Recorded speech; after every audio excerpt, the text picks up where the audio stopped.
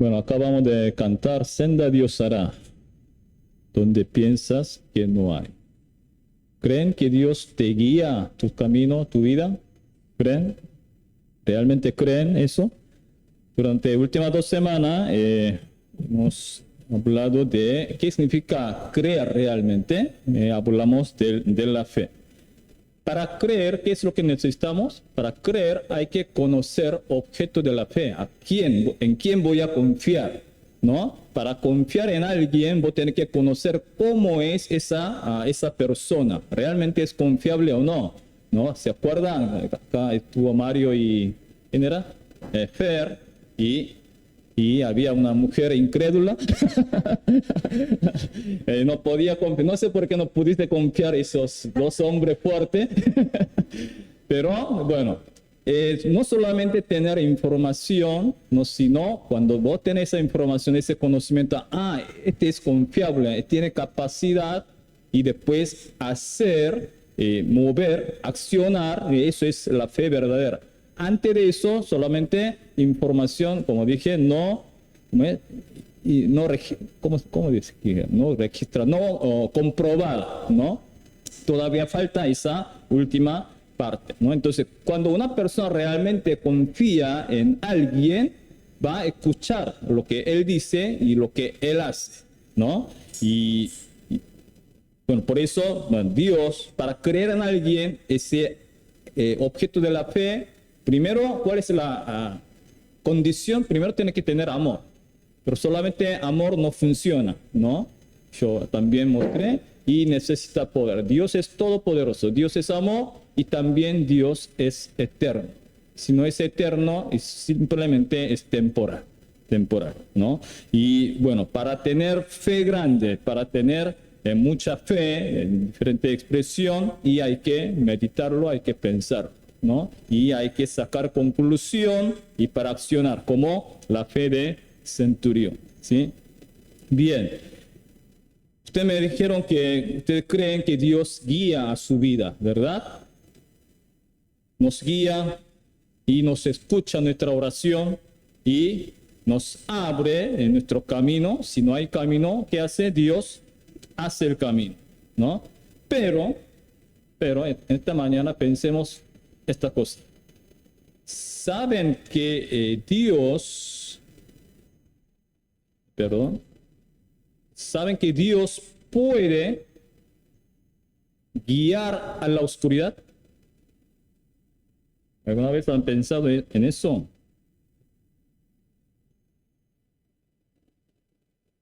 A veces Dios, en vez de escuchar nuestra oración, cierra sus oídos. ¿Alguna vez pueden hacer eso? En vez de abrir el camino, bloquea el camino, nuestro camino, y torcer nuestros senderos. Si Dios hace eso, ¿cómo reaccionarían ustedes ante ese Dios? Vamos, a través del texto bíblico vamos a ver cómo se reveló Dios a nosotros, y esta Lamentación capítulo 3, 1 al 9, creo que es importante para tener un conocimiento, equilibrio, para tener una fe de equilibrio, ¿no? Nosotros siempre pensamos Dios es amor, no, Dios es bueno y siempre hace buena cosa, pero a ver, ¿qué hace Dios? Más que eso, vamos a ver hoy por medio de este texto bíblico. Vamos a leer capítulo 3 de Lamentación 3, 1 al 9. En la versión Reina Valera medio complicado los términos, así que alguien tiene la versión NTV o NBI. Para NBI, bueno, puede leer en voz alta. Acá José David cantó primero. ¿Puede leer? ¿En qué versión es? NBI. Bueno, puede leer esa parte. Soy aquel que ha tenido la bajo me ha hecho andar en las tinieblas, me ha apartado de Dios una y otra vez, y a todas horas su mano se ha vuelto contra mí. Me ha marchitado la carne y la piel, me ha quebrantado los huesos, me ha tendido cerco de la amargura de su corazón, me obliga a vivir en las tinieblas, como a lo que da tiempo mundial. Me tiene cerrado, no puedo escapar, me ha puesto pesadas cadenas. Por más que Cristo pidió ayuda, es niega que se de la fe. Ha sembrado las piedras, ha sembrado de piedras el camino, ha torcido mis senderos. Hasta versículo 9. ¿Viste? Bien. Falta todavía más versículo, pero para que no asusten demasiado, leemos hasta acá. Versículo 9. Todos los verbos que aparecen acá es todo lo que Dios hizo, ¿no? Por su enojo, por su ira, no todo lo que hizo esto. Bueno, primero explico el contexto. Este libro, La Lamentación, fue escrito por Jeremías cuando Jerusalén cayó por el imperio Babilonia, por el rey Nabucodonosor. Es difícil, ¿no? ¿Y por qué? Por su desobediencia, ¿no? Por su rebeldía, Dios al final tuvo que castigar o disciplinar su propio pueblo y Jerusalén cayó en el año 586 a.C. y el templo de Dios, ese lugar tan importante, tan significativo, Dios permitió esa destrucción, ¿no? O sea, cayó el orgullo de Dios en realidad, porque eso representa su presencia y Dios permitió para corregir su pueblo y permitió esa destrucción del templo, ¿no? Y Judá, el pueblo de Israel, ignoró a pesar de las advertencias de Dios y así cayó en la idolatría y la injusticia social. Dios mandó muchas veces muchos profetas, pero no obedecieron. Y este libro son 5 capítulos y son poemas. Es un poema acróstico. Bueno, una palabra técnica. ¿Qué es un poema acróstico? Capítulo 1, ¿cuántos versículos hay? Capítulo 1 y 2 y 4 y 5. Son 22 versículos, ¿sí? ¿Cuántas letras hay en español? Desde A hasta Z. 24, ¿está bien? 24, bueno. En hebreo hay 22 letras, ¿sí? Poema acróstico significa, versículo 1 empieza con A, versículo 2 empieza con B, y C hasta Z.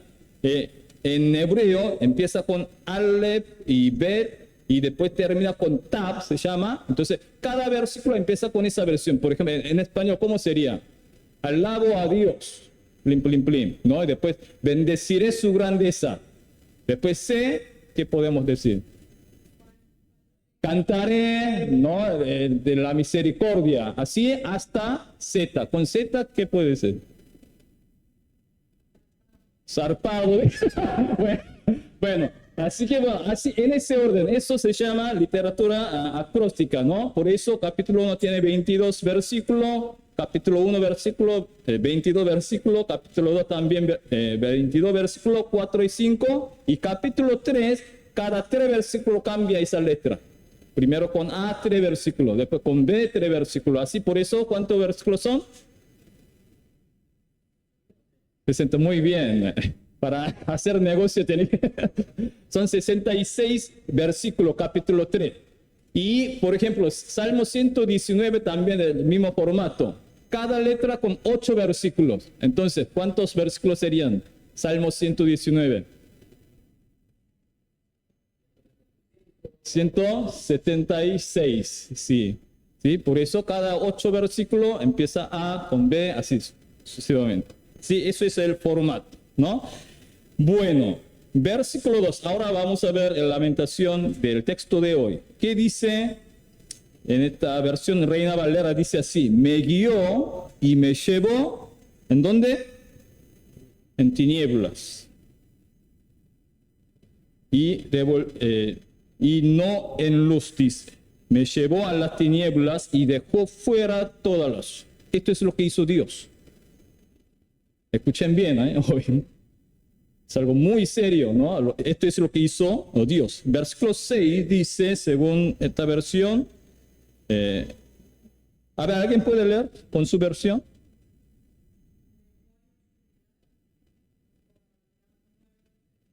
Me dejó en oscuridad. Dios Me dejó en oscuridad, dice. En otra versión, me enterró en un lugar oscuro, como a los que habían muerto hace tiempo. O sea, Dios llevó al camino oscuro, Dios llevó al lugar oscuro, y vemos versículo 8 que dice: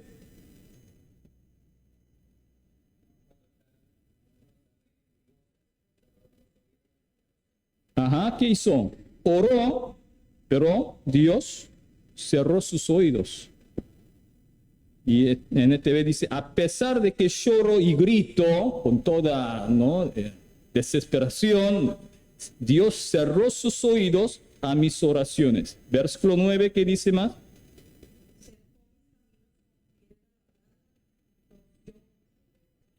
NTV dice: impidió mi paso con un muro de piedra, hizo mis caminos tortuosos. En vez de abrir el camino, ¿qué hizo? Bloqueo. ¿Quieren creer en este Dios? ¿Todavía? ¿En serio? Wow, qué fe que tienen, ¿no? Bueno, solamente hemos visto hasta el versículo 9 y sigue en realidad hasta el versículo 18, está describiendo todo lo que hizo Dios por su ira, por su propio pueblo.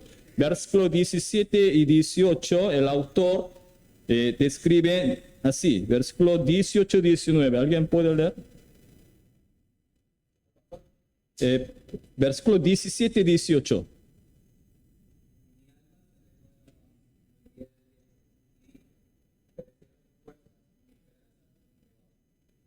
O sea, perdió la paz, ¿no? Perdió la paz.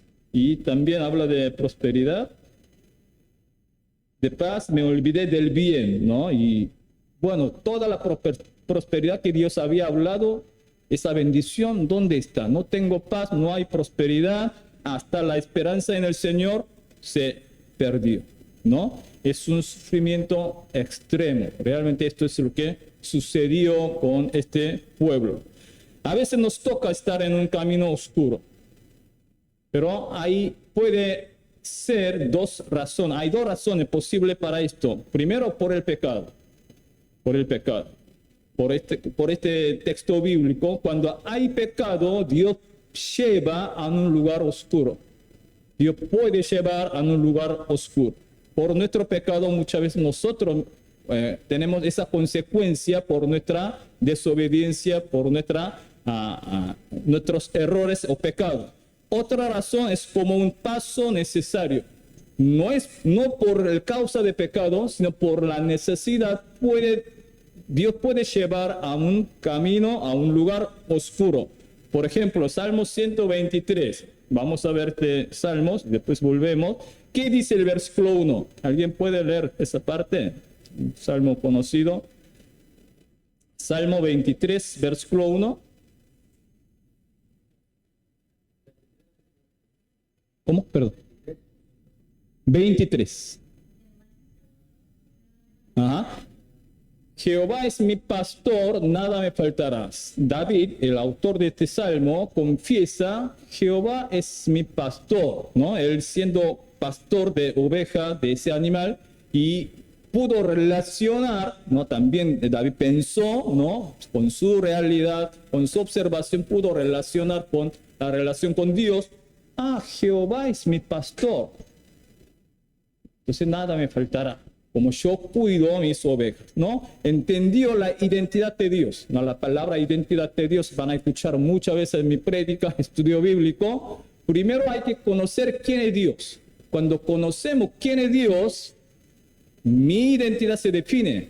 Jehová es mi pastor. Yo estoy reconociendo, yo soy su oveja, ¿cierto? Entonces, Jehová es mi pastor. Cuando está bien claro la identidad de Dios, podemos saber qué es lo que va a hacer Él. Porque la identidad define qué rol tiene de cada persona. Si vos soy mamá, entonces sabe qué tiene que hacer como mamá. Yo soy estudiante, entonces soy estudiante, entonces uno sabe qué hay que hacer como estudiante, ¿no? Así, Jehová es mi pastor, entonces, ¿qué es lo que él cree? Versículo 2 al 3 dice: me hará descansar, me pastoreará, confortará mi alma, me guiará por sendas de justicia. Y esto es lo que él va a hacer, porque conoció quién es Dios. Y sin embargo, ¿qué puede pasar? Versículo 4, ¿qué dice? 23, versículo 4.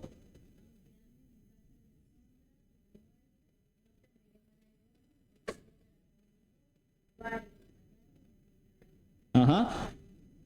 Sabe quién es el pastor, sabe qué va a hacer ese pastor, pero también sabe, cuando sigo a ese pastor, también hay posibilidad de andar en valle de sombra de la muerte, a un lugar oscuro. Pero en este caso no por el pecado, por la necesidad. ¿Por qué? El pastor sabe dónde está el pasto, dónde está agua para alimentar su oveja, y para llegar a ese destino puede llevar ese valle de sombra de muerte.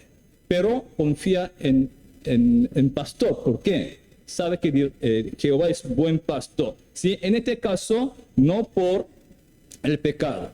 Pero el texto de hoy, ¿por qué Dios llevó o guió a un lugar oscuro? Por el pecado de su propio pueblo.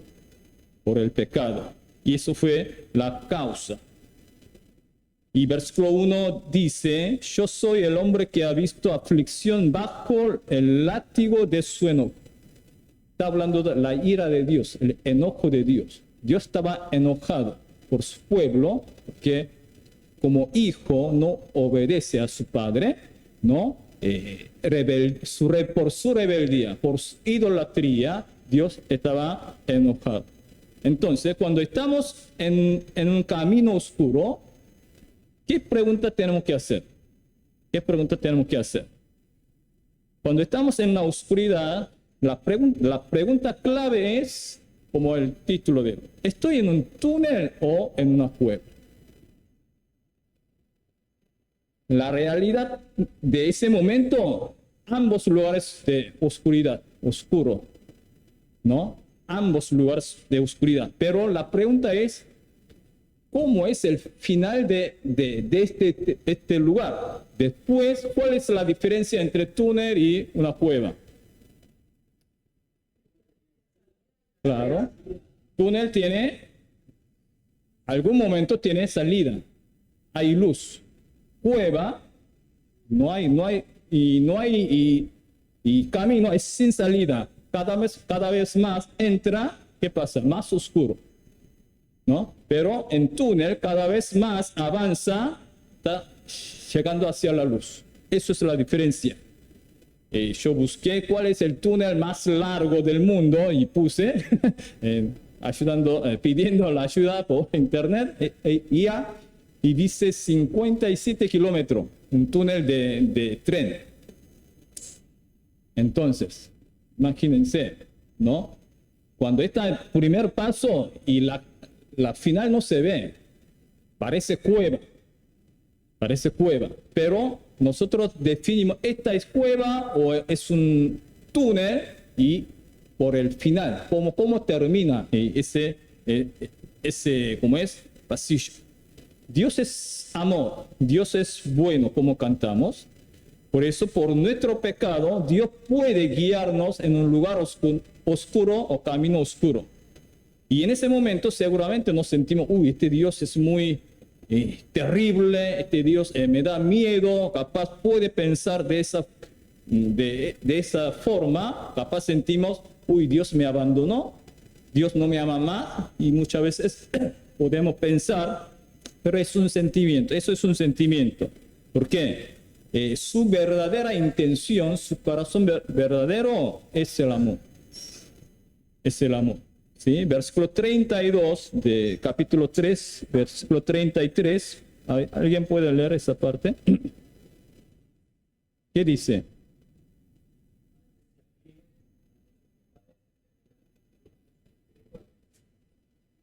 Y 33 también.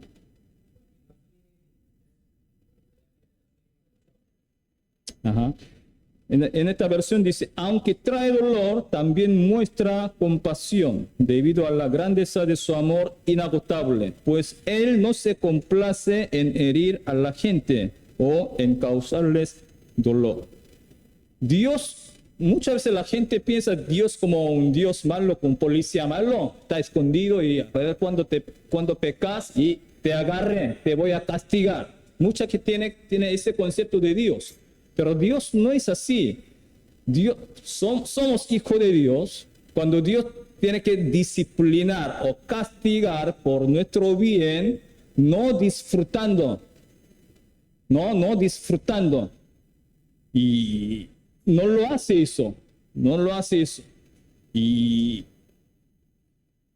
cuando ustedes disciplinan a su hijo, bueno, lo tiene. Bueno, gracias. Los hermanos que tienen hijos, ¿alguna vez disciplinaron a su hijo? No sé cómo disciplinan, pero bueno, hay que hacerlo. Bueno, hay forma de disciplinar, ¿no? Hay muchos padres no bueno, lo castigan lo que ven. Si ven un palito con palo, lo pegan. Cuando ven un cinturón con cinturón, pega. Eso no es disciplina. Es una violencia. Bueno, hoy no hay tiempo para hablar de eso. Pero, bueno, cuando disciplinamos a nuestro hijo, yo también tengo 3 hijas, cuando era chiquitita y no obedecía y seguía haciendo mal, tuve que corregir, tuve que, pegar su... ¿Cómo era?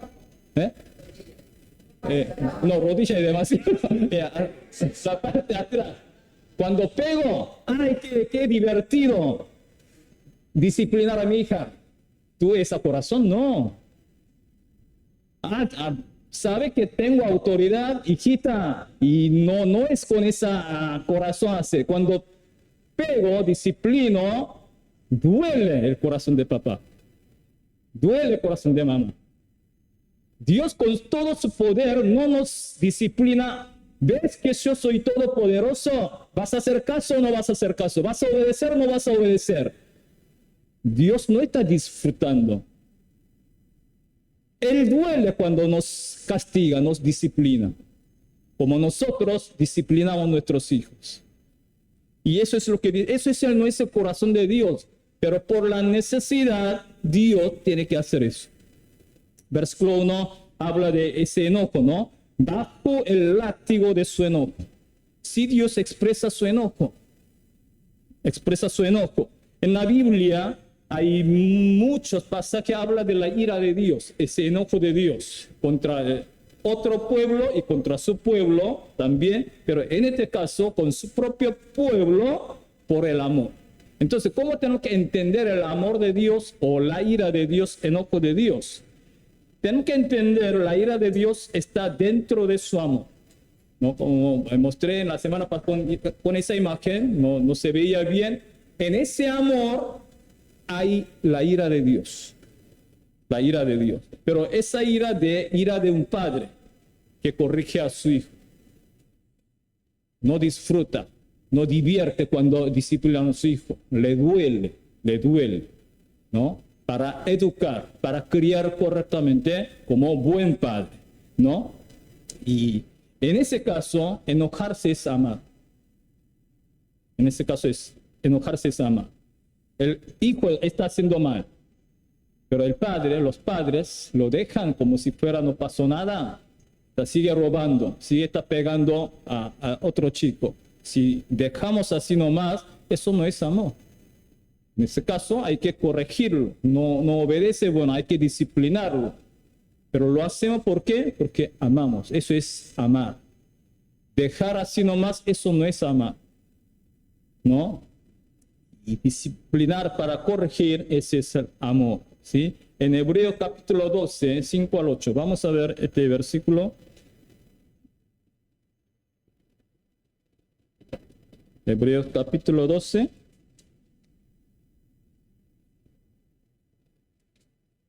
Versículo 5.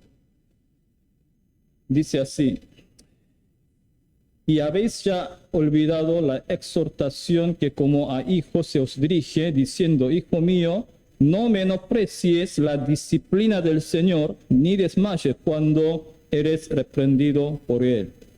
Dios disciplina, ¿no? Versículo 6 dice, porque el Señor al que ama disciplina y azota a todo el que recibe por hijo. Versículo 7, si soportáis la disciplina, Dios os trata como a hijos, porque ¿qué hijo es aquel a quien el Padre no disciplina?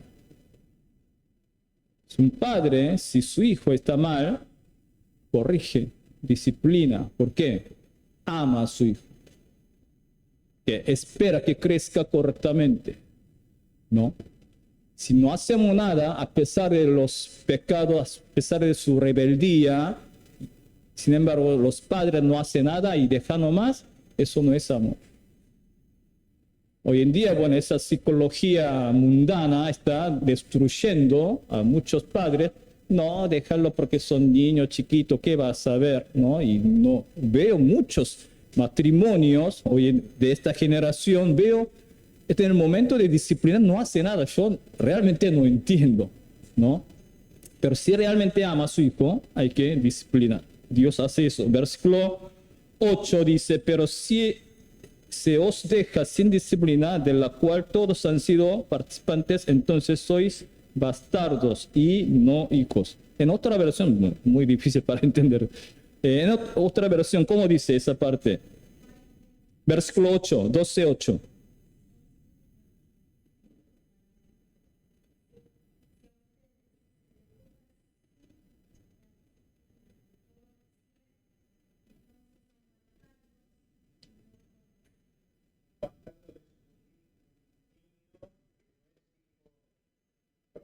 Ah, ok. Bueno. ¿En otra versión también dice otra cosa o la misma?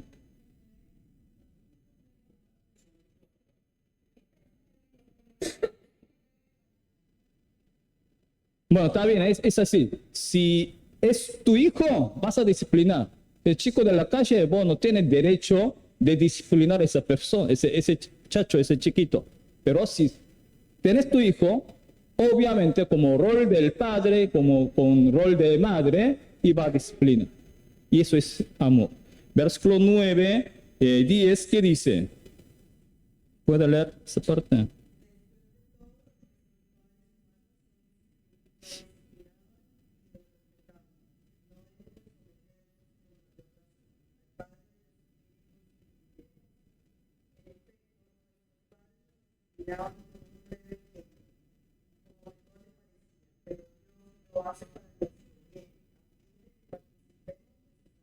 Amén. Bueno, nosotros sí también hemos disciplinado, ¿verdad? Por su padre, cuando hicimos mal, nuestro padre nos disciplina. Entonces, ¿alguna vez golpeaste por tu padre disciplinado? Todos eran chicos buenos. Cuando te disciplina, ¿qué hicieron? ¿Me pegaste? No te acepto como mi padre. ¿Va a ser eso? No, vamos a respetar.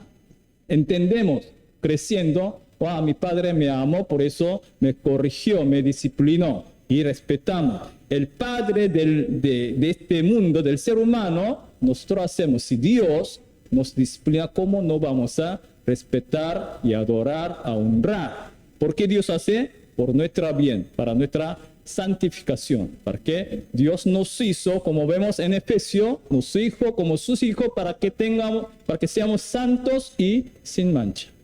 Y para lograr esa meta, desde el principio tenía esa meta, entonces en ese proceso, si ve nuestra mancha, nuestro pecado, Dios obviamente va a trabajar para eliminar toda esa mancha, para eliminar todos esos nuestros pecados. Versículo 11 que dice: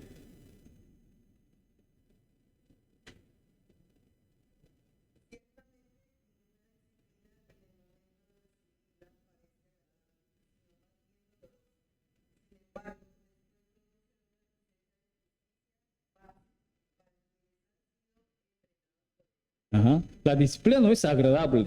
Nadie va a estar, estoy golpeado por mi padre, estoy contento, no va a hacer eso.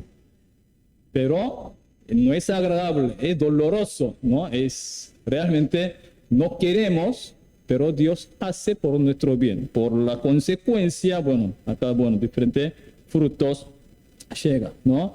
Y entonces, tenemos que entender, Dios es amor, sí es verdad, es una verdad muy clara, pero en ese amor también está incluido ese enojo de Dios, ese enojo de Dios. Y ese enojo es parte de amor. Y esto hay que entender muy bien, si no, cuando nosotros pasamos un momento mal, ¿qué hacemos? Abandonamos. Este Dios no me ama, este Dios no me escucha, este Dios no me sirve, nosotros se alejamos de Dios, pero porque no entendemos qué es el amor de Dios realmente, ¿no? Por eso, si vemos el amor de Dios de muy bien lejos, no podemos ver ese ira de Dios, ¿sí? Pero si vemos muy cerca, solamente vemos el enojo. ¿Qué es lo que no se ve? El amor de Dios. Porque esto está dentro del amor, solamente meditamos, ay, Dios está enojado conmigo, no vemos el amor de Dios. Hay que dar una distancia, una buena distancia para entender, Dios se enojó conmigo, se enojó con nosotros, Dios tiene ira conmigo, con nosotros, porque Él me ama, Él nos ama. Como dice en hebreo, cuando me disciplina, porque yo soy hijo. Me trata como hijo. Si vos no sos hijo, no hace falta disciplinarte. Hace lo que quiera. Hace lo que quiera. Pero si sos mi hijo, no te dejo así, ¿no? ¿Quién es más fuerte? Vos y Dios. Dios es infinito, eterno.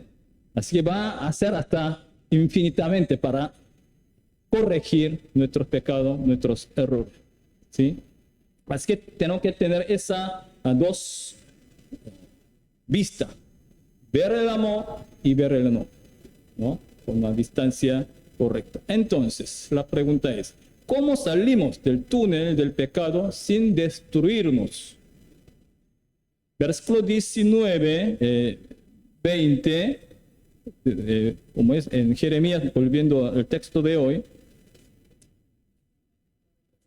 de Lamentaciones, cómo podemos salir de ese túnel sin destruirnos. Versículo 19 y 20, ¿qué dice? Sí, por favor.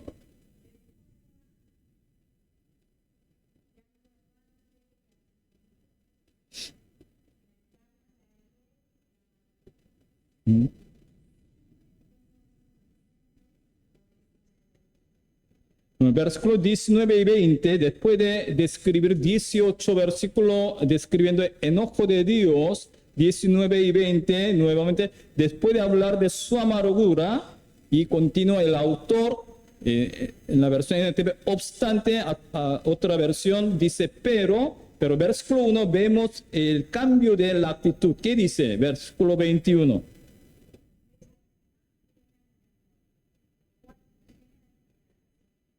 La primera parte, ¿cómo dice? Pero algo más. Me viene a la memoria. Reina Valera dice, esto recapacitaré. Voy a meditar detenidamente, voy a pensar, traer a memoria, voy a recordar, ¿no? Hay un cambio de actitud, ¿no? Por eso alguna versión pone, no obstante o pero, ¿qué decide Jeremías acá en esta versión? Recapacitaré, voy a reflexionar detenidamente. ¿Qué significa? Voy a recordaré. ¿Recordar qué? ¿Recapacitar qué cosa? Versículo siguiente, ¿qué dice?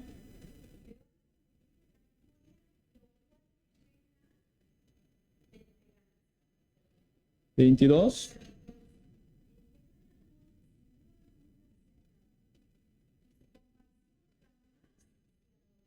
¿23 también?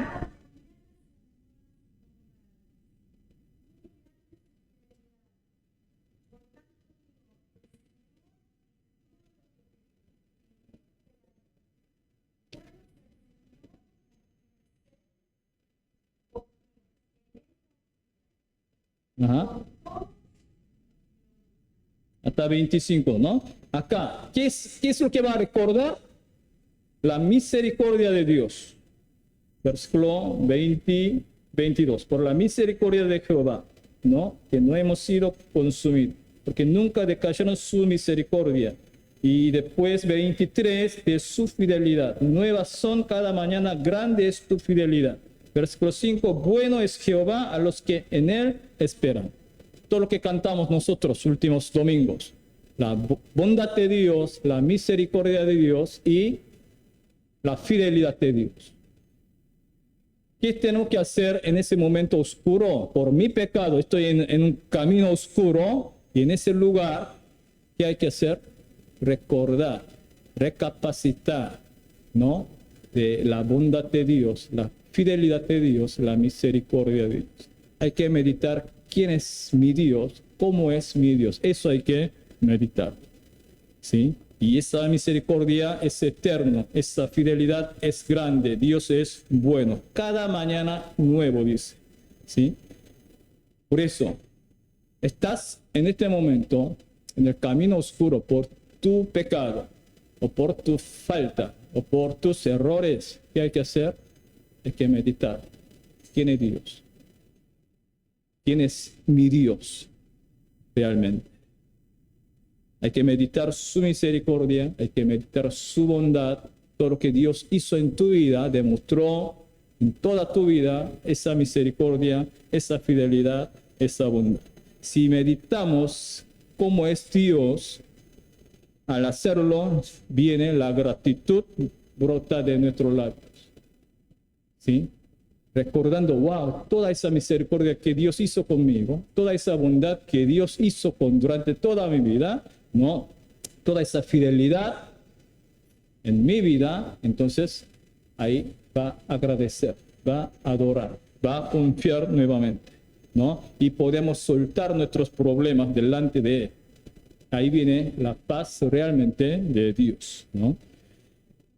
Y como dice acá también, hay que esperar, ¿no? Versículo 25 dice, bueno es Jehová a los que en él esperan, al alma que le busca. Y 26, bueno es esperar en silencio la salvación de Jehová. Hay que esperar, y eso es, esperar es tener una gran fe. No, muchas veces nosotros nos metemos y arruinamos nosotros mismos, ¿no? Hay que esperar, pero ¿cómo? En silencio. En silencio. Sí, como dice el versículo 26, bueno es esperar en silencio la salvación de Jehová.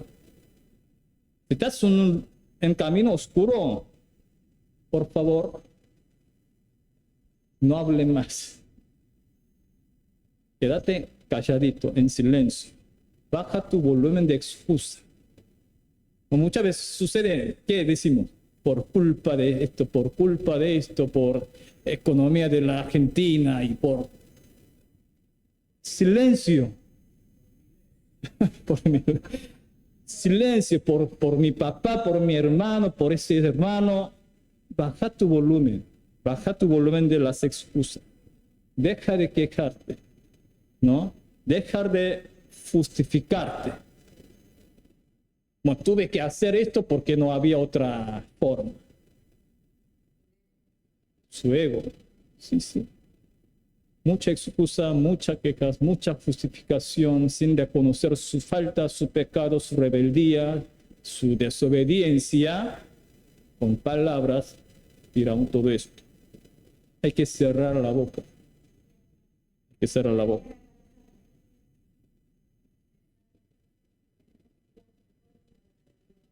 Claro, sí. Eso es el orgullo, eso es el ego. 27, 28, ¿cómo sigue? Dice, bueno le es al hombre llevar el yugo desde su juventud, que se siente solo y calle, porque es Dios quien se lo impuso. Dios puso en ese lugar para que esté solo, para que medite, piense, sin decir, no sin hablar, pero nosotros no lo reconocemos. Pero cuando decimos silencio, no solamente de la boca, hay que silenciar tu mente también. Te quedas solo, no dice nada, pero acá en la mente sigue funcionando. Todos esos pensamientos humanos, ¿no? Todo ese pensamientos del mundo, ¿no? Pensamiento secular. Esos sueños sin base, muy, no sé cómo expresa eso. Ese sueño sin fondo, sin razón e ilusiones, ¿no? Y no reconociendo su realidad, su situación, solamente sueñan algo como de la nube, para agarrar la nube, ¿no? Muchas ilusiones, todo ese tipo de pensamientos, ¿no? Y mucho complejo de inferioridad. Sucede esto porque me pasa esto, porque soy así, que nací en este tipo de situación, ¿no? Con la mente incluye, cuando digo silencio, callarse, no solamente verbalmente, sino hasta tu mente hay que silenciar. Pero es difícil. No estoy hablando como meditación de oriental que vaciar tu mente, no estoy diciendo que vacíen su mente, hay que llenar ¿con qué? De Dios, meditando como es Dios, su misericordia, con eso hay que llenarlo. Así podemos salir de eso. Medita en Dios, medita en quién es Él. ¿Cómo? Reconociendo, claro, reconociendo. Y mediten qué implica eso. Dios es bueno. ¿Qué implica esa bondad con mi propia vida? ¿Qué implica Dios es fiel con mi propia vida? Si no tiene ninguna relación, es una información, no sirve. Pero hay que meditarlo. Si Dios es fiel y esa fidelidad, ¿cómo me afectó? ¿Cómo me afecta en este momento? ¿Y cómo me va a afectar? Y eso hay que meditarlo. Cuando meditamos en eso, vamos a estar en convicción. Ah, Dios es bueno. Ah, Dios hace esto por algún propósito. Ahí podemos tener la paz realmente, ¿no? Entonces, Jeremías, ¿cómo desafía o qué dice a su pueblo? Versículo 40. ¿Bien puede leer esa parte?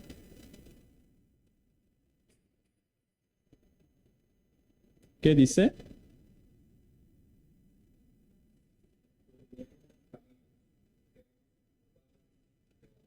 Amén. Examinemos nuestros caminos o escudriñemos. Hay que examinar nuestros caminos. Hay que escudriñar nuestro corazón, nuestra mente, nuestra intención, nuestra motivación y volvamos al Señor. Volvamos al Señor. Así que, queridos hermanos, Dios es santo, Dios es bueno, Dios es todopoderoso. Dios trata a ustedes como hijo y como hija. Si vos estás haciendo bien, Dios va a estar contento. Vos estás haciendo mal y Dios va a estar triste. Si es necesario, va a disciplinar. Hay que temer con su propio pecado. No es un fuego, no es un fuego. Si realmente para salvarte por el amor de Dios, si es necesario, va a hacer todo eso. Va a llevar, va a guiar el camino oscuro. Va a herir, acá dice, ¿no? Y quebrantó mis huesos, dice. Si era necesario, va a quebrantar tu hueso. Porque somos tan duras nosotros, cabeza dura, no entendemos cuando decimos con buena palabra, Dios tiene que quebrantar para que entienda. Pero eso es el amor, para que haga un clic, porque eso es amor. En casa lean hasta el 18. ¿Qué más hizo Dios? Un versículo terrible, pero tiene que conocer qué es lo que Dios hace realmente cuando nosotros seguimos pecando, cuando seguimos duro, ¿no? Ante Dios, ¿sí? Y Dios jamás va a abandonar a su hijo, ¿sí?